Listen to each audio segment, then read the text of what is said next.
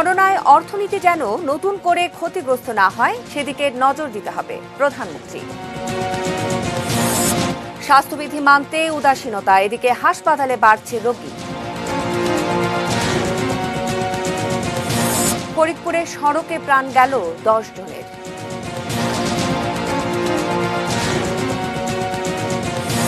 সুনামগঞ্জের শাল্লায় আরও 3 জন গ্রেফতার।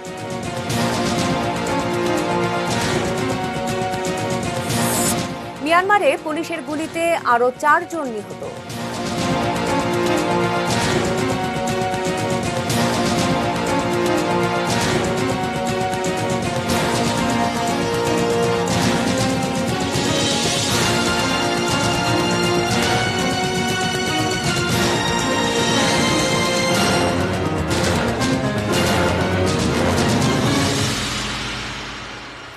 দেখছেন এটিএন নিউজ। 3টা নিউজ আওয়ারে আপনাদের সঙ্গে রয়েছি আমি শ্রাবণী চলি। শুনছিলেন সংবাদ শিরোনামগুলো। VSL angle channel HB VSL Bikrampur steel limited. এবারে বিস্তারিত। সারা বিশ্বেই নতুন করে করোনা সংক্রমণ বাড়ছে, তাই সবাইকে সতর্ক থাকতে বললেন প্রধানমন্ত্রী শেখ হাসিনা। করোনার কারণে অর্থনীতি যেন নতুন করে ক্ষতিগ্রস্ত না হয় সেদিকেও খেয়াল রাখার আহ্বান জানিয়েছেন তিনি। আওয়ামী লীগ আয়োজিত বঙ্গবন্ধুর জন্মবার্ষিকীর অনুষ্ঠানে এসব বলেন প্রধানমন্ত্রী। তিনি গণভবন থেকে ভিডিও কনফারেন্সের মাধ্যমে বঙ্গবন্ধু এভিনিউয়ের এই অনুষ্ঠানে যুক্ত হন। এ সময় প্রধানমন্ত্রী বলেন, বঙ্গবন্ধুর দেখানো পথেই এগিয়ে যাচ্ছে বাংলাদেশ। 1975 থেকে 96 সাল পর্যন্ত সময় জাতির জীবনে কালো অধ্যায় ছিল বলে আখ্যা দেন তিনি। প্রধানমন্ত্রী আরও বলেন, সেই দুঃসময় পার করে বাংলাদেশ স্বল্পোন্নত থেকে উন্নয়নশীল দেশের কাতারে। 2041 সালের মধ্যে যা হবে উন্নত সমৃদ্ধ বাংলাদেশ। এছাড়া 75 পরবর্তীতে ইতিহাস বিকৃতি করা হয়েছে অভিযোগ করে প্রধানমন্ত্রী বলেন, এখন আর কেউ বঙ্গবন্ধুর নাম মুছে ফেলতে পারবে না। নতুন ভাবে দেখা দিয়েছে, সেই ক্ষেত্রে সকলকে অনুরোধ করব স্বাস্থ্য সুরক্ষাটা মেনে চলা, যেটা খুব প্রয়োজন। কারণ আমরা আমাদের গৃহীত পদক্ষেপের ফলে আমরা করোনা ভাইরাসটাকে যথেষ্ট নিয়ন্ত্রণ করতে সক্ষম হয়েছি, কিন্তু আবার এই নতুনভাবে দেখা দেওয়াতে আবার এর প্রাদুর্ভাব সারা বিশ্বব্যাপী দেখা গেছে। এর ফলে আমাদের অর্থনৈতিকভাবে মানুষ যেন ক্ষতিগ্রস্ত না হয় সেদিকে যেমন দৃষ্টি দিতে হবে, পাশাপাশি আমাদেরও সাংগঠনিকভাবেও আমাদের কাজ করতে হবে। কারো কারো লক্ষণ প্রকাশ না পাওয়ায় আক্রান্ত ব্যক্তির অজান্তেই ছড়িয়ে পড়ছে করোনা। হাসপাতালগুলোতে করোনা রোগী বেড়েই চলেছে। এদিকে চিকিৎসকরা বলছেন, স্বাস্থ্যবিধি মানার ক্ষেত্রে চরম উদাসীনতাই এর কারণ। আরও জানাচ্ছেন একে আজাদ। রোগীর চাপ কমে আসায় বঙ্গবন্ধু শেখ মুজিব মেডিকেল বিশ্ববিদ্যালয়ের করোনা ইউনিটের 2টি ফ্লোর সম্প্রতি নন কোভিড করা হয়েছে। অথচ করোনা মোকাবেলায় সংক্রমণের শুরু থেকেই ডেডিকেটেড ইউনিট চালু করে তারা। এখন আবার পরিস্থিতি বদলাতে শুরু করেছে।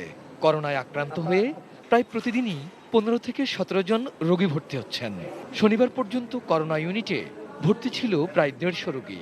বাস, ট্রেন, রিক্সা কেউই এখন মাস্ক ব্যবহার করে না। ফলে দেখা যাচ্ছে যাদের মধ্যে কোনো লক্ষণাদি নাই তারা তাদের অজান্তেই আবার এই ভাইরাসটা বাতাসে বা বিভিন্ন জায়গায় ছড়াচ্ছেন। হাত বারে বারে ধোয়া বা পরিষ্কার করা আমরা কিছুটা শৈথিল্য প্রদর্শন করেছি এবং এটাও একটা গুরুত্বপূর্ণ কারণ। ঢাকা মেডিকেলের নতুন ভবনে করোনা ইউনিটেরও একই অবস্থা। 500রও বেশি রোগী সেখানে। মাঝে রোগীর চাপ কিছুটা কমলেও এখন আবার তা বাড়তে শুরু করেছে। জানুয়ারি বা ফেব্রুয়ারির প্রথম দিকে আমরা আমাদের কেবিনগুলো খালি থাকতো, শয্যাও অনেক খালি ছিল, তো সেগুলো কিন্তু এখন ভরে যাচ্ছে। গত বুধবার এখানকার আইসিইউতে আগুন লাগার পর করোনা রোগীর ভর্তি নিয়ে বিপাকে পড়ে হাসপাতাল কর্তৃপক্ষ। 24 বেডের জায়গায় বিকল্প ব্যবস্থায় 15 বেডেই চলছে কার্যক্রম। করোনা রোগীর চাপ সামলাতে ঢাকা মেডিকেলের আইসিইউর বেড সংখ্যা বাড়ানো হচ্ছে। চলতি সপ্তাহেই তা চালু হবে। আর ক্ষতিগ্রস্ত আইসিইউটি চালু করতে আরও কিছুদিন সময় লাগবে বলে জানান হাসপাতালের পরিচালক ব্রিগেডিয়ার জেনারেল নাজমুল হক। আমরা আরও 10 বেডের আইসিইউ চালু করে দেব। তো এটা একেবারে শেষ পর্যায়ে। এখন আমরা যন্ত্রপাতিগুলো সেটেল করছি, ওগুলো রানিং করে চলমান রেখে ট্রায়াল দেবো। ট্রায়াল দেওয়ার পর আমরা আইসিইউটা চালু করে দেবো। এই ধরনের যেন অনাকাঙ্ক্ষিত ঘটনা আর না হয় সেগুলোকে মাথায় বিবেচনায় রেখেই আমরা পরবর্তী আইসিইউটা চালু করতে চাচ্ছি। একে আজাদ, এটিএন নিউজ, ঢাকা। সেটাই। দেশের আরও কিছু খবরে জানাতে চাই যে ফরিদপুরে সড়কে প্রাণ গেল 10 জনের। এর মধ্যে মাঝকান্দি ও ভাঙ্গায় সড়ক দুর্ঘটনায় 9 জন এবং বাখুন্ডায় আরও 1 জনের মৃত্যু হয়েছে। এ সময় আহত হয়েছেন অন্তত 6 জন। সকাল 7টার দিকে ঝিনাইদহ থেকে ঢাকাগামী একটি মাইক্রোবাস ফরিদপুরের মধুখালীর মাঝকান্দিতে পৌঁছলে বিপরীত দিক থেকে আসা একটি ট্রাকের সঙ্গে মুখোমুখি সংঘর্ষ হয়। এতে ঘটনাস্থলেই এক নারীসহ মাইক্রোবাসের 2 যাত্রী মারা যান। আহত হন মাইক্রোবাসের আরও 11 যাত্রী। পয়সা পাম্পে তেল নিয়ে এই দিক দিয়ে স্লো করে আসছে। মাইক্রো দুটো মাইক্রো একসাথে আছে, একটা হলে মারি দেয় আর চলে যায়, সম্পূর্ণ খাম্পিয়ার লেগে। আমরা যেগুলো পারছি পারি করছি, আর যেগুলো পারিনি সেগুলো ফায়ার ব্রিগেড আসার পরে কাউকে পা কেটে কারো হাত কেটে তারপরে বের করা হয়েছে। এই গাড়ির সামনে ছিল হলো একটা প্রাইভেট কার ওভারটেক করতে দেয়, সোজা ট্রাকটা মেরে দেয়। দুর্ঘটনার পর মধুখালী ফায়ার সার্ভিসের একটি টিম আহতদের উদ্ধার করে ফরিদপুর মেডিকেল কলেজ হাসপাতালে পাঠায়। পরে হাসপাতালে চিকিৎসাধীন অবস্থায় মারা যান আরও 5 জন।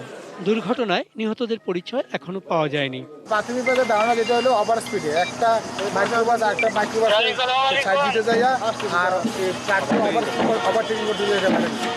এদিকে ভোরে ভাঙ্গা সদরের চৌরাস্তা মোড়ে প্রাইভেট কার ও মোটরসাইকেলের মুখোমুখি সংঘর্ষে নিহত হয়েছেন আরও 2 জন।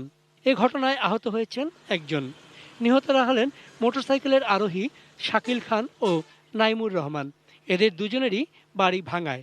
পুলিশ ঘাতক প্রাইভেট কারটি জব্দ এবং চালককে আটক করেছে। এছাড়া দুপুরে সদরের বাখুন্ডা এলাকায় মাটি টানা ট্রলি চাপায় মৃত্যু হয়েছে এক শিশুর। চন্দন পাল, ডেস্ক রিপোর্ট, এটিএন নিউজ। সুনামগঞ্জের শাল্লায় সংখ্যালঘু অধ্যুষিত নোয়াগাঁওয়ে হামলা, লুটপাট ও ভাঙচুরের মামলায় আরও 3 জনকে গ্রেফতার করেছে পুলিশ। এর আগে শুক্রবার রাতে প্রধান আসামি ইউপি সদস্য শহীদুল ইসলাম স্বাধীনকে গ্রেফতার করা হয়। আর এই ঘটনায় গ্রেফতারকৃতদের সংখ্যা এখন 33 জন। ভোরে শাল্লা উপজেলায় অভিযান চালিয়ে হামলার সঙ্গে জড়িত থাকার অভিযোগে 3 জনকে শাল্লা থেকে গ্রেফতার করা হয়। এর আগে শুক্রবার ইউপি সদস্য ও সরমঙ্গল যুবলীগ নেতা স্বাধীন সহ 7 জনকে গ্রেফতার করেছে আইনশৃঙ্খলা বাহিনী। প্রথম দফায় গ্রেফতার 22 আসামির জামিন নামঞ্জুর করে তাদের কারাগারে পাঠানো হয়েছে। জামালগঞ্জ উপজেলায় নির্ধারিত মাওলানা মামুনুল হকের সমাবেশ বাতিল করা হয়েছে। আর শনিবার জেলা প্রশাসনের সঙ্গে আলেম ওলামাদের বৈঠকের পর এই সিদ্ধান্ত নেওয়া হয়। সভায় আলেম ওলামারা নোয়াগাঁওয়ে হামলার নিন্দা জানিয়ে দাবি করেন পূর্ব শত্রুতার জেরে একটি স্বার্থান্বেষী মহলই এটি ঘটিয়েছে। এবারে স্বাধীনতা সুবর্ণ জয়ন্তীতে আমাদের বিশেষ আয়োজন 50 বাংলাদেশ।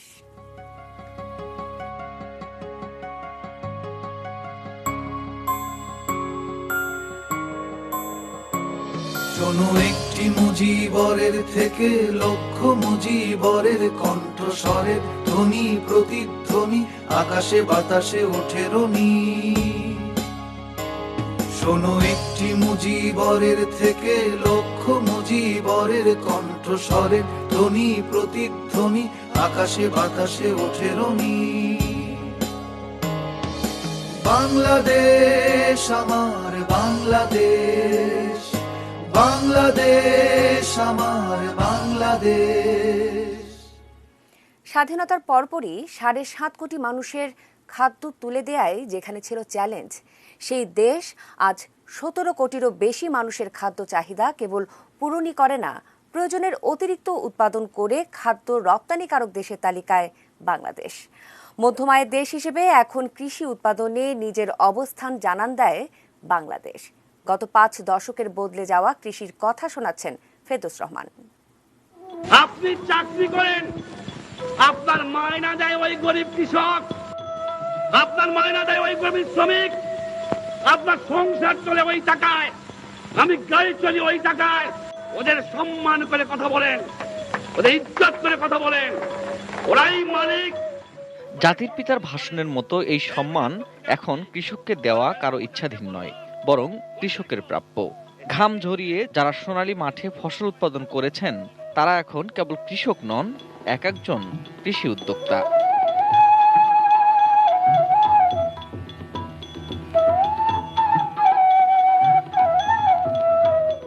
পঞ্চাশ বছর আগে দেশ যখন স্বাধীন হলো সে সময় আমদানি আর বিদেশি খাদ্য নির্ভর বাংলাদেশকে তলাবিহীন ঝুড়িও আখ্যা দিয়েছিল সাম্রাজ্যবাদী আর নৈরাশ্যবাদী গোষ্ঠী। স্বাধীনতার 50 বছরে এসে সেই বাংলাদেশই এখন নিম্ন মধ্য আয়ের দেশ।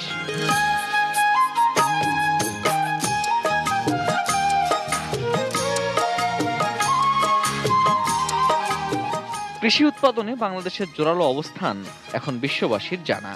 চাল উৎপাদনে চতুর্থ, সবজিতে তৃতীয়, মাছে চতুর্থ অবস্থানে বাংলাদেশ। আম উৎপাদনে বাংলাদেশের অবস্থান বিশ্বের সপ্তম। মাংস, আলুসহ নানা উৎপাদনেও এখন বিশ্বজুড়ে বড় ফ্যাক্টর বাংলাদেশ। নতুন নতুন কৃষি উদ্ভাবনের তালিকাতেও শুরুতেই আসে বাংলাদেশের নাম। 50 বছর আগের প্রকৃতি নির্ভর কৃষির জায়গায় এখন যান্ত্রিক কৃষি। বছর জুড়ে উৎপাদন হয় প্রায় সব ফসল। দেশের দক্ষিণ পশ্চিম অঞ্চলের লবণাক্ত জমি থেকে শুরু করে উত্তর জনপদের কঠোর কঠিন মাটি, চাষের বাইরে নেই কোনো কিছুই। শখের বশে গড়ে তোলা ছাদ কৃষিও এখন কেবল পরিবারের চাহিদাই মেটায় না, পরিবারের অর্থনীতিরও বড় হাতিয়ার। একটা উদ্যোক্তা শ্রেণী হয়েছে যারা এই মেশিন যন্ত্র কিনে ওরা নিজে ব্যবসার সাথেও জড়িত হয়ে গেছে। লোকাল সার্ভিস প্রোভাইডার হিসেবে বেশ পরিচিতি পাচ্ছে এবং ওরা ব্যাংক থেকে লোন নিয়ে এই কৃষি উপকরণগুলো কিনতেছে, কিনে একটা ব্যবসা এই একটা ধারণা নিয়ে কাজ করতেছে। বিশ্বের সবচেয়ে বড় ফসল চিত্রে বঙ্গবন্ধুর প্রতিচ্ছবি তুলে ধরে বাংলাদেশ জানাতে চায় সোনার বাংলার স্বপ্ন কেবল স্বপ্ন নয়, সময়ের অপেক্ষা।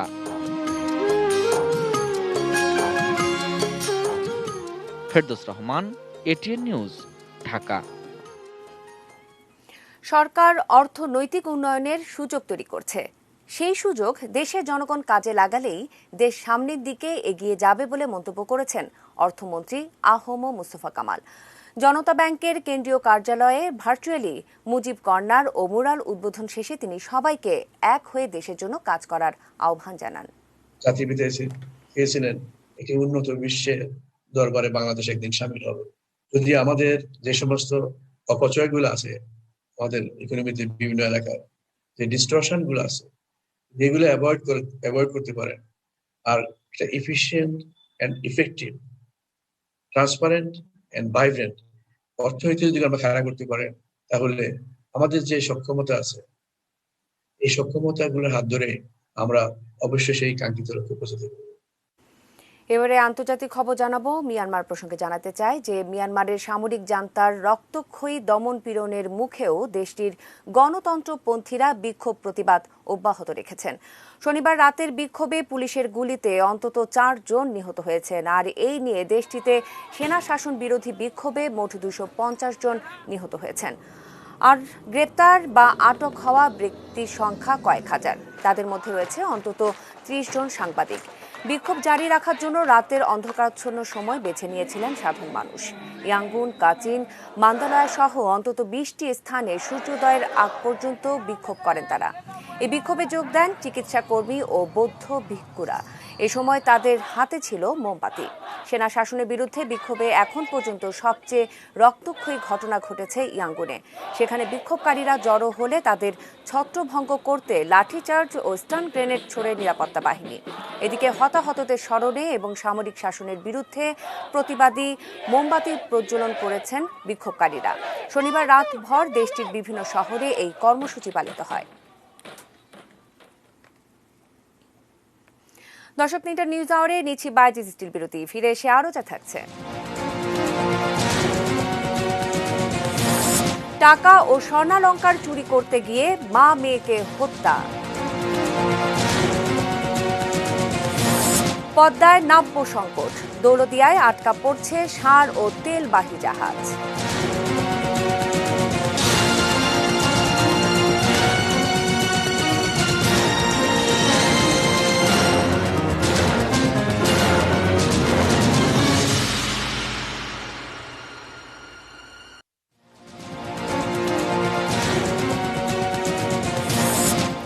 করোনায় অর্থনীতি যেন নতুন করে ক্ষতিগ্রস্ত না হয় সেদিকে নজর দিতে হবে প্রধানমন্ত্রী। স্বাস্থ্যবিধি মানতে উদাসীনতা, এদিকে হাসপাতালে বাড়ছে রোগী। ফরিদপুরে সড়কে প্রাণ গেল 10 জনের।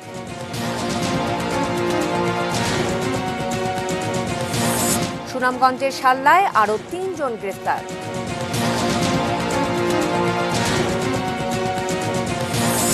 মিয়ানমারে পুলিশের গুলিতে আরও 4 জন নিহত।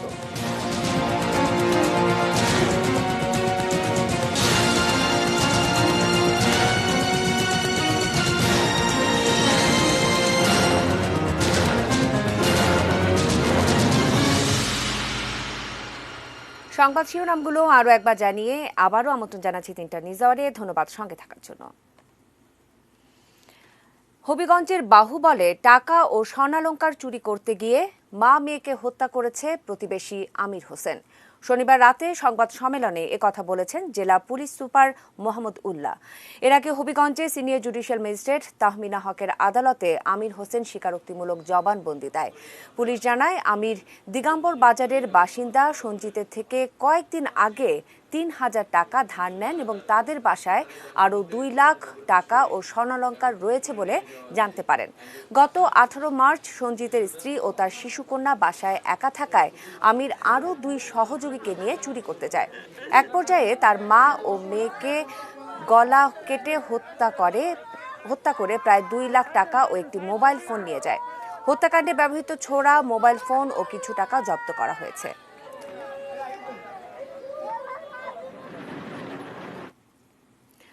পদ্মা নদীতে নাব্য সংকটের কারণে রাজবাড়ীর দৌলদিয়ায় আটকা পড়ছে সার ও তেলবাহী জাহাজ।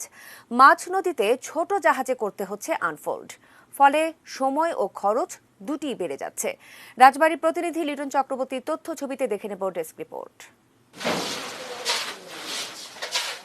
চট্টগ্রাম থেকে এসেছে সার, লাইটার জাহাজ থেকে ছোট জাহাজে তুলছেন শ্রমিকরা। এখান থেকে সার যাবে সিরাজগঞ্জের বাঘাবাড়ি ঘাটে, সেখান থেকে উত্তরবঙ্গের বিভিন্ন জেলায়। প্রতি শুকনা মৌসুমে এই ভোগান্তি দৌলতদিয়া থেকে বাঘাবাড়ি নৌপথে। নাব্য সংকটের কারণে মাঝ নদীতে অর্ধেক পণ্য নামিয়ে যেতে হয়। পানির সমস্যা, এজন্য আমাদের এখানে পুরো মালিক কাটাই যায়। আমরা থাকার কষ্ট হয়, জাহাজগুলা অনেকদিন থাকা লাগে। আমরা এই যে নদী পথে এত রিস্কের মধ্যে কাজ না করে যেন আমাদের জাহাজগুলো চিটাং থেকে সরাসরি বাঘাবাড়ির উদ্দেশ্যে এবং নগরবাড়ির উদ্দেশ্যে চলে যায়। দৌলতদিয়ার 6 নম্বর ফেরিঘাটের 2 কিলোমিটার দূরে নোঙর করা 30টিরও বেশি জাহাজ সার, তেল, পাথর, গম সহ নানা পণ্য বোঝায়। সময় মতো গন্তব্যে পৌঁছতে না পারায় সময় ও খরচ দুই বাড়ছে। মালগুলো সঠিক টাইমে পৌঁছাচ্ছে না, তারপরে হচ্ছে জাহাজ ভাড়া আবার দিতে হয়, ড্যামারেজ দিতে হয়, ধরেন ডাবল টিপ হয়ে যায়। বিআইডব্লিউটিএ কর্তৃপক্ষ বলছে, বর্তমানে পদ্মায় পানির গভীরতা 7 থেকে 8 ফুট। বড় ধরনের পণ্যবাহী জাহাজ চলাচলের জন্য গভীরতা প্রয়োজন 12 থেকে 17 ফুট। নৌ বিজ্ঞাপনের মাধ্যমে তা জানানো হয়, তা অমান্য করাতেই এমন ভোগান্তি। প্রতি বছরই কিন্তু এই কাজই করে, যেহেতু নৌ বিজ্ঞপ্তিতে নৌপথের হলো 7.5 ফিট, তারা যদি 12 ফিট নিয়ে আসে তারা যাবে কেমনে? দৌলদিয়া বাঘাবাড়ি নৌ রুটে ডেজিং এর দাবি সব মহলের। তুনাজদিনা তনু, ডেস্ক রিপোর্ট, এটিএন নিউজ। এবার ম্যাক্স ব্যাগের সৌজন্যে বইমেলা প্রতিদিন।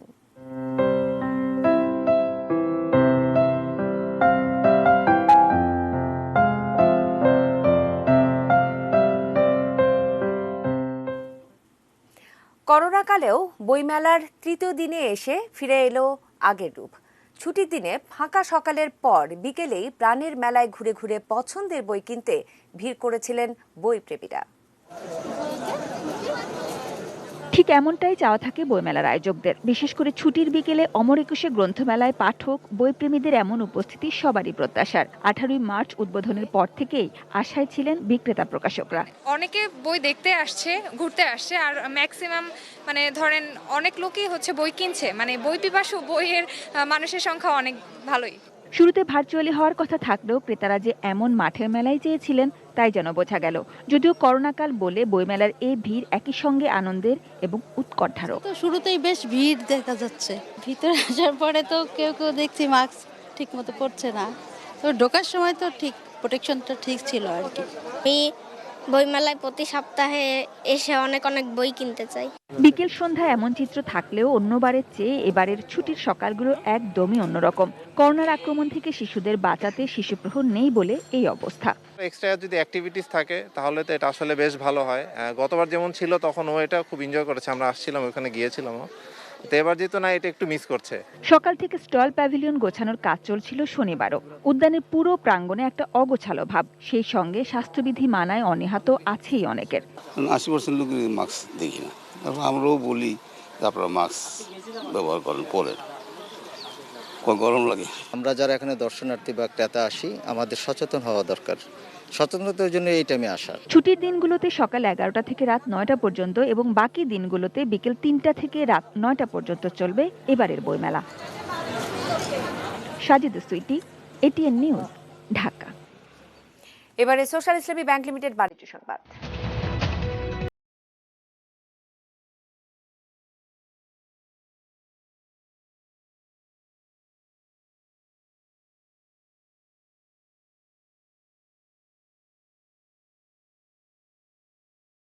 বাণিজ্য সম্পর্ক বাড়াতে চায় ভারতের মিজোরাম। রোববার বাণিজ্যমন্ত্রীর সাথে দেখা করে 4টি বর্ডার হাট করারও প্রস্তাবও দিয়েছেন মিজোরামের স্বাস্থ্য, উচ্চশিক্ষা, বাণিজ্য ও শিল্পমন্ত্রী লাল থাঙ্গালিয়ানা। বৈঠক শেষে বাণিজ্যমন্ত্রী টিপু মুন্সি বলেন, দীর্ঘ সীমানা থাকলেও মিজোরামের সাথে বাংলাদেশের সরাসরি বাণিজ্য প্রায় নেই। মিজোরামের সাথে বাণিজ্য সম্পর্ক স্থাপনে কানেক্টিভিটি একটা বড় সমস্যা। মন্ত্রী আরও বলেন, নদীপথে বাণিজ্য বাড়ানো যায়। এছাড়া সাজেকের একটি খালে ব্রিজ নির্মাণ করে স্থলপথেও আমদানি রপ্তানি চালু করা যায়। মিজোরাম যে 4টি বর্ডার হাটের প্রস্তাব দিয়েছে তার মধ্যে সাজেকের বর্ডার হাটই সবচাইতে উপযোগী মনে হয়েছে বলে জানান বাণিজ্যমন্ত্রী। আমাদের অনারেবল প্রাইম মিনিস্টার বরাবর একটা কথা বলছে যে 7 সিস্টার অফ ইন্ডিয়া, তাদের সাথে রিলেশনশিপটা বাড়াতে হবে। তারা আমাদের সাথে জুড়ে আসছে বন্ধু হিসাবে, ভাই হিসাবে, প্রতিবেশী হিসাবে। সবসময় উনি চায় যে তাদের সাথে আমাদের এটা ভালো হোক। আমরা চাই অন্তত প্রথম একটা বর্ডার হাট যেটা সাজেকের এই সাইন করা যেতে পারে, which is very possible because the road connection is there already. Metal presence কৃষি সংবাদ, সুজলা সুফলা।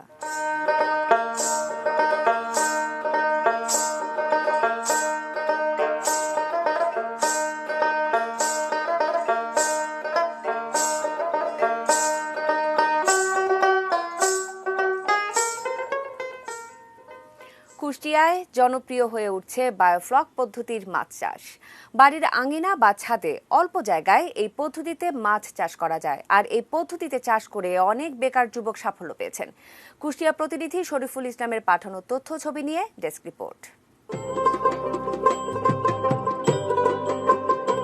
বায়োফ্লক পদ্ধতিতে মাছ চাষ করতে পুকুর, খালবিল কিংবা নদী নালার প্রয়োজন হয় না।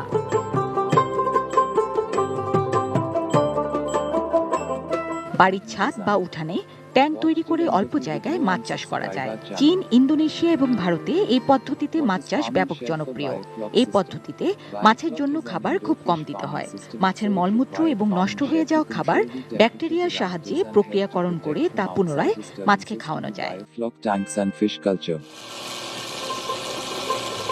বাংলাদেশেও জনপ্রিয় হচ্ছে বায়োফ্লক পদ্ধতি। বিভিন্ন জেলায় এই পদ্ধতিতে মাছ চাষে ঝুঁকছেন শিক্ষিত বেকার তরুণ ও প্রবাসীরা, পাচ্ছেন সাফল্য। কুষ্টিয়া দৌলতপুরে প্রশিক্ষণ নিয়ে তেলাপিয়া ও শিং মাছ সহ বিভিন্ন প্রজাতির মাছ চাষ করছেন।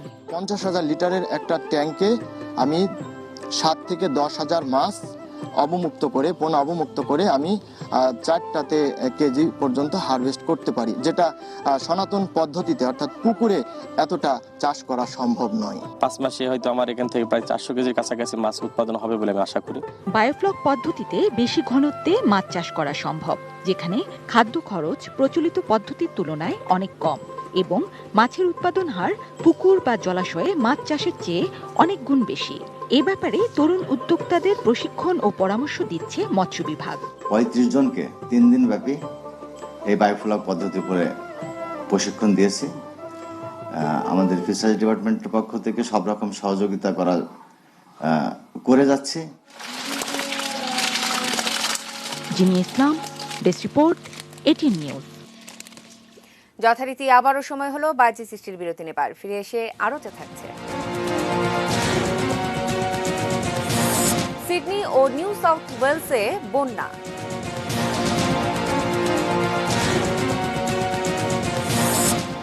পেলে বিসিবি সভাপতি হতে চান সাকিব আল হাসান।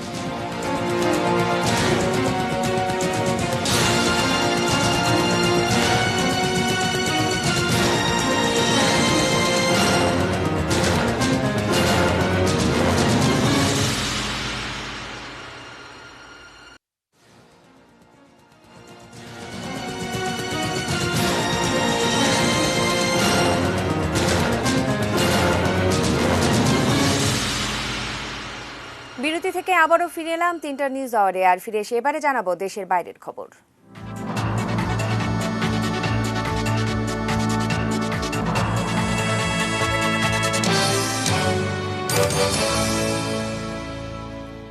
ভয়াবহ বন্যার কারণে অস্ট্রেলিয়ার সিডনি ও আশপাশের এলাকা থেকে কয়েক হাজার বাসিন্দাকে সরে যেতে নির্দেশ দেওয়া হয়েছে। বিশেষ করে উত্তর পশ্চিমের নিম্নাঞ্চল এলাকার বাসিন্দাদের খুব দ্রুত সরে যেতে নির্দেশ দিয়েছে রাজ্য সরকার। নিউ সাউথ ওয়েলস অঙ্গরাজ্যে ভয়াবহ বন্যায় সতর্কতা জারির একদিন পর দেশটির জরুরি সংস্থা বাসিন্দাদের সরে যেতে নির্দেশ দিল।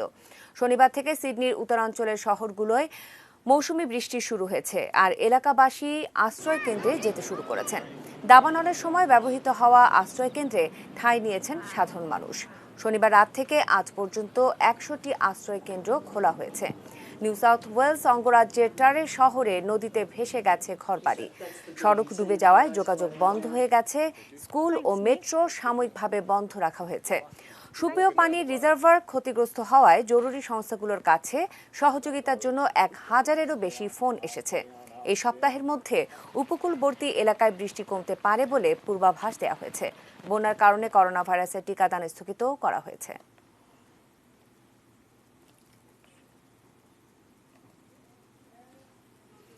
এবারে অ্যালেশিয়া মার্টের সৌজন্যে বাংলাদেশ নিউজিল্যান্ড ওয়ানডে সিরিজের খবর।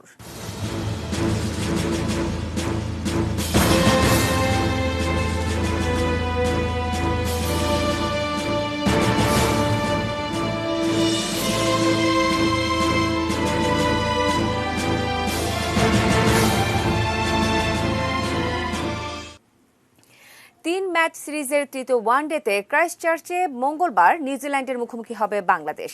এর আগে 2 দিন নিজেদের ঝালিয়ে নেওয়ার সুযোগ পাচ্ছেন টাইগাররা। সিরিজের প্রথম ম্যাচে খুব একটা সুবিধা করতে পারেনি বাংলাদেশ। প্রথম ওয়ানডেতে নিউজিল্যান্ডের কাছে 8 উইকেটের বড় ব্যবধানে হেরে সিরিজে পিছিয়ে পড়েছে তামিম ইকবালের দল। ব্যাটিং, বোলিং, ফিল্ডিং এই 3 বিভাগে ব্যর্থ হয় বাংলাদেশ দলের ক্রিকেটাররা। এখন সিরিজ জয়ের স্বপ্ন বাঁচিয়ে রাখতে হলে দ্বিতীয় ম্যাচ জিততেই হবে সফরকারীদের। প্রথম ম্যাচের ভুল শুধরে নিয়ে মাঠে নামতে মরিয়া রয়েছে ক্রিকেটাররা। এরপর ওয়েলিংটনে তৃতীয় ওয়ানডে হবে 26 মার্চ। ওয়ানডে সিরিজের পর হ্যামিল্টনে 28 মার্চ প্রথম টি-20তে মুখোমুখি হবে এই 2 দল।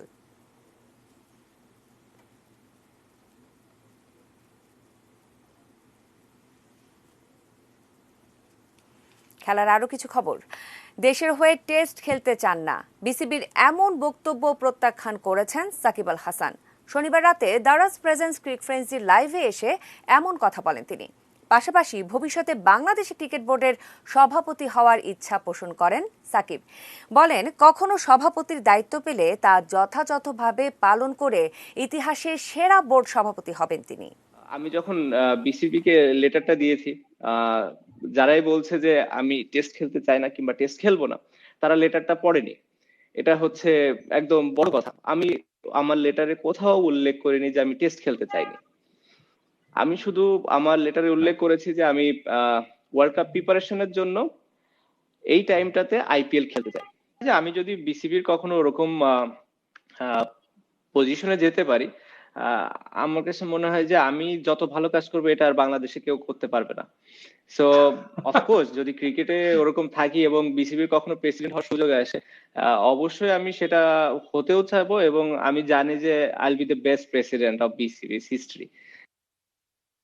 চতুর্থ এটিএন গোল্ড কাপ ফুটবল টুর্নামেন্টে চ্যাম্পিয়ন হয়েছে রংপুর জেলা দল। শনিবার দিনাজপুর স্টেডিয়ামে অনুষ্ঠিত ফাইনালে ট্রাইব্রেকারে 4-1 গোলে স্বাগতিক দলকে হারায় তারা। চ্যাম্পিয়ন দলকে 1 লাখ ও রানার্স আপ দলকে 50,000 টাকার প্রাইজ মানি দেওয়া হয়। করোনায় স্থবির হয়ে পড়েছিল খেলার মাঠ। আস্তে আস্তে প্রাণ ফিরছে ক্রীড়াঙ্গনে। দীর্ঘদিন পর আবারও মাঠে গড়ায় ATN gold cup football tournament.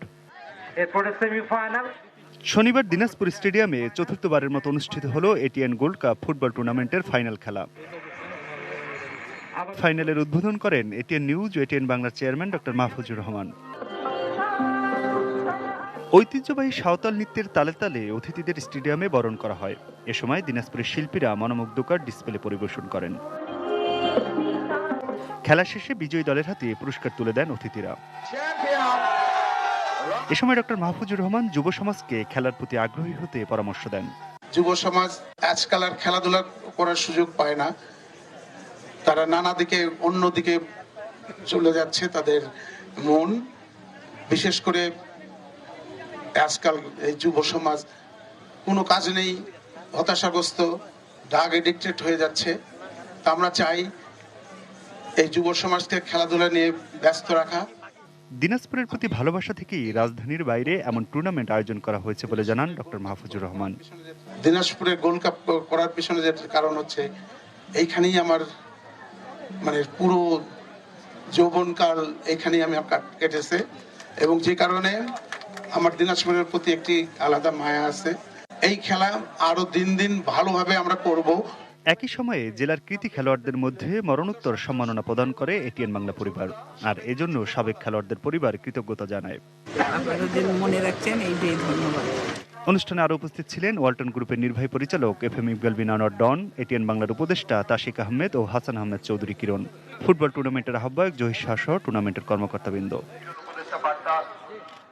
Aminul Islam, desk report, ATN news. এর সাথে শেষ করব 3টা নিউজ আওয়ার, তবে তার আগে শিরোনামগুলো জানিয়ে দিচ্ছি আরো একবার। করোনায় অর্থনীতি যেন নতুন করে ক্ষতিগ্রস্ত না হয় সেদিকে নজর দিতে হবে প্রধানমন্ত্রী। স্বাস্থ্যবিধি মানতে উদাসীনতা, এদিকে হাসপাতালে বাড়ছে রোগী। ফরিদপুরে সড়কে প্রাণ গেল 10 জনের।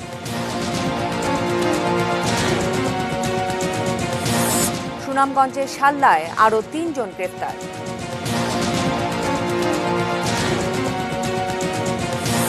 মিয়ানমারে পুলিশের গুলিতে আরো 4 জন নিহত।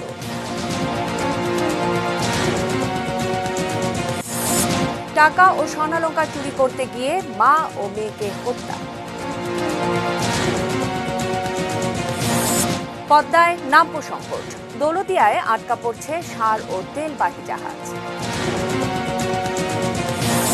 সিডনি ও নিউ সাউথ ওয়েলসে বন্যা।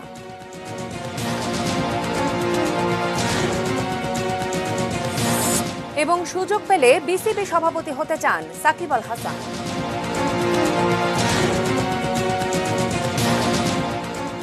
দর্শক, এই ছিল 3টা নিউজ আওয়ার। সঙ্গে থাকুন, দেখতে থাকুন এটিএন নিউজ। আর এটি নিউজের ব্রেকিং নিউজ আপনার মোবাইলে পেতে টাইপ করুন START স্পেস এবং পাঠিয়ে দিন 5959 এই নম্বরে। ধন্যবাদ।